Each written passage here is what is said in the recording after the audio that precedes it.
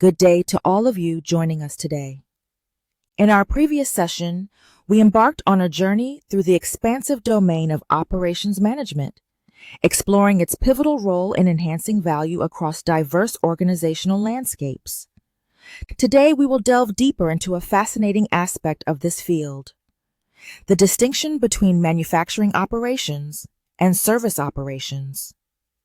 These two categories represent fundamental processes within operations management, each with unique characteristics, performance metrics, and managerial challenges. Although both strive to deliver value to customers through efficient processes, they do so in distinctly different ways. Let us first turn our attention to manufacturing operations.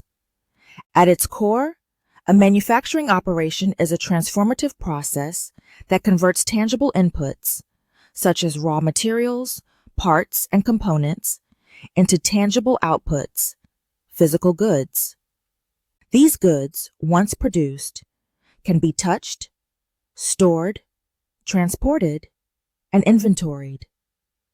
Consider the automobile industry, where companies like Toyota meticulously craft vehicles, or the electronics sector, where giants like Samsung produce cutting-edge devices. In the realm of food processing, firms like Nestle transform raw ingredients into consumable products. Manufacturing typically unfolds in production facilities, utilizing machines and standardized processes to achieve consistent quality and efficiency on a large scale. In stark contrast, service operations deliver intangible outputs. These outputs are ephemeral. They cannot be stored or inventoried and are often consumed at the moment of production. Services encompass a wide array of activities, including healthcare, banking, education, tourism, and consultancy. Picture yourself receiving medical treatment at a hospital or seeking legal counsel from a lawyer. These are quintessential examples of service operations. A crucial distinction lies in the nature of services. They are often customized, customer-facing, and characterized by high variability, setting them apart from manufacturing operations. To better understand this distinction, let us explore the 5 key differences between manufacturing and services as highlighted in Krajewski et al. 2024. 1. Nature of output. Manufacturing results in physical, tangible goods, whereas services culminate in intangible outcomes such as knowledge, satisfaction, or experience. 2. Customer contact.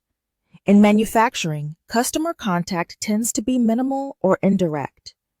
Conversely, in services, the customer is actively involved in the delivery process. Consider a hair salon, where the customer is physically present during the service. 3. Labor and capital intensity. Manufacturing operations are typically capital intensive, relying heavily on machinery and automation. Service operations, on the other hand, are generally labor intensive, dependent on human interaction, expertise, and customization. 4. Inventory capability. Manufactured goods can be stored in warehouses and delivered at a later time. Services, however, lack this capability. A missed hotel booking or airline seat represents lost capacity.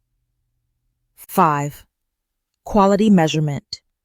Quality in manufacturing is easier to quantify using tangible metrics, such as defect rates or product durability. In services, quality is often subjective, hinging on customer expectations, empathy, and responsiveness. Let us pause here to consider a straightforward example. A fast food restaurant like McDonald's. On one side, it produces physical items, burgers, fries, and drinks, reflecting its manufacturing-like operations. On the other side, it offers a service experience, encompassing factors like store cleanliness, staff friendliness, and service speed. This scenario exemplifies a hybrid operation where manufacturing and service elements are seamlessly integrated within the same organization. Now, let us delve deeper into the differences in process design.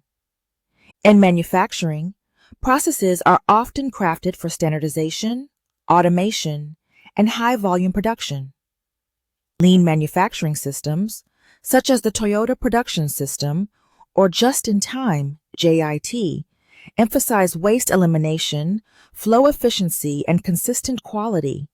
In contrast, service processes revolve around customer experience, interaction, and variability management. A hospital, for instance, must navigate diverse patients, symptoms, and treatment paths. This level of variability necessitates flexible scheduling, empowered employees, and customer-centric design. Another critical aspect to discuss is the location and layout strategy. For manufacturing plants, location choices often hinge on factors like access to raw materials, labor costs, proximity to suppliers, and logistics networks. The internal layout of the plant focuses on optimizing material flow, minimizing travel time, and ensuring safety. Conversely, service organizations select locations based on customer accessibility and visibility. Think shopping malls, city centers, or areas near transportation hubs. The layout of a service facility, such as a bank or retail store, is designed to enhance customer comfort, facilitate staff-customer interaction, and ensure efficient service delivery. We should also touch upon capacity planning and scheduling, which differ markedly between the two. Manufacturing companies often operate with lengthy production runs and predictable demand, allowing for meticulous planning of machine utilization, production schedules, and inventory levels. In contrast, service operations face demand fluctuations and must remain agile. Consider a hotel managing peak seasons or a call center adjusting to sudden surges in incoming calls. The challenge lies not only in matching capacity with demand, but in doing so while maintaining service quality. Let me now highlight an emerging trend that blurs the line between manufacturing and services: the concept of servitization. Many manufacturers today are weaving services into their business models to offer comprehensive solutions rather than mere products. Take Rolls-Royce, for example. They no longer just sell jet engines, but offer power-by-the-hour contracts, where customers pay based on engine uptime. This shift emphasizes performance over ownership, transforming a manufacturer into a service provider. Similarly, Apple not only sells devices, but provides a full ecosystem of services, from iCloud to Apple Music.